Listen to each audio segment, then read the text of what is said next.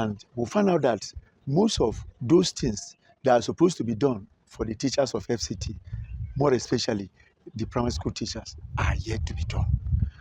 Now that I'm telling you, the primary school teacher is worse hit in the FCT.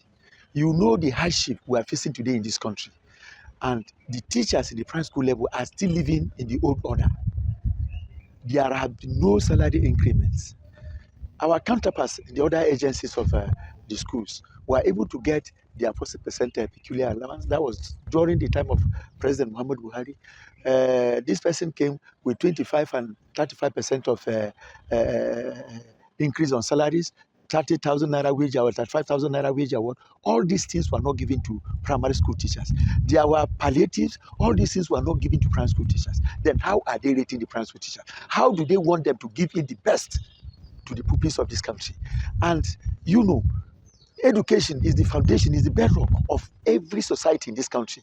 But I am sorry to say it, teachers at the primary school level were left in the hand of God, which is not possible. It is not done. We appeal to the Minister of the Federal Capital Territory to come to the aid, to intervene on this matter. If not, the standard of education at primary school level is not gaining ground at all in the Federal Capital Territory. We commended the Minister of Federal Capital Territory. When we had the last strike of 15th of January 2024, he called us and intervened in that matter. Out of the 25% minimum, 25-month minimum wage arrears to be paid to teachers of primary school level, he said he's going to shoulder the 40% out of it. And he actually paid it from March, April, and from April, May, and June. He settled it. But the local government, on their own part, refused to pay their own part of that money. That is where we have problems. And up till now, they have not shown any iota of readiness to say they want to pay this money. Look, let me tell you, from one, teachers at the primary school level today earn less in the Federal Capital Territory. They earn less. Most of these monies, most of these percentages of salaries that were increased to workers in FCT to cushion the hardship, none were given to primary school teachers. So it is serious. Do you know that in recent time, not quite 3-4 weeks now, over 7 teachers in the primary schools were kidnapped, some killed? Go and ask. The families, children, packed away. And these are people who are earning stipends. And we live in the seat of power. So what are we saying?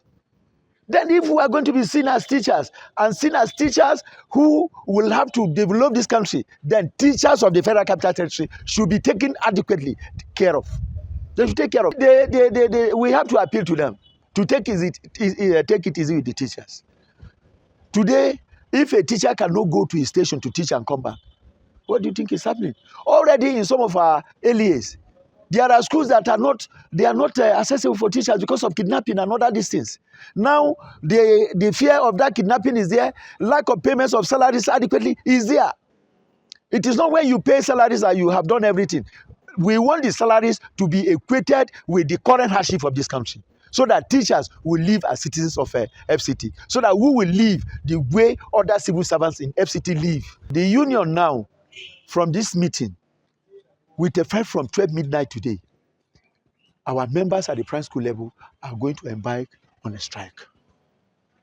Before it was suspended, so we have just resumed again, indefinitely, except if something is done. When they say there are no impact, they have no strike, we have impact of that, we have not got a result. And if they are thinking we have to get 100% of the result, we might not be in the union again. If the whole problem is solved, then the union is quiet. We will not talk. But the problems are not solved. So we'll have to talk. We have to go on strike. I think you get that. This is the first stage. The strike is the first stage. We are not going to disclose this is what we are going to do in future. But this is going to serve as the first stage. We live in a country where there is law. And as all of you are aware, there is the labor law.